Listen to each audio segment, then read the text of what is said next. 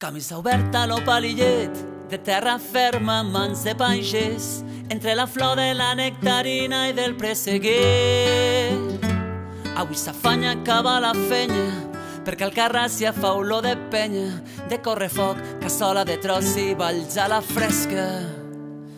Porten senyera a tots los balcons, mossèn Morella té los sermons, i a la bodega tothom carrega de provisions.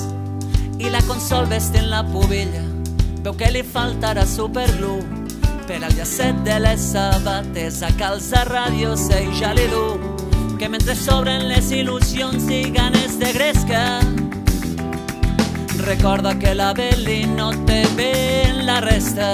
Alcarràs, amb vas de camisa de punt i armella, a la plaça que la xiqueta l'han fet pubilla. Alcarràs, amb vas de camisa de punt i armella, a la plaça que la xiqueta l'han fet pubilla. Quan la pubilla arriba a la plaça, tot el Carràs espera el pregó. Les padrinetes sacseen los panos amb il·lusió, i la Paquita que s'emociona al moment de la proclamació, tot recordant l'any que va ser ella pubilla de la festa major.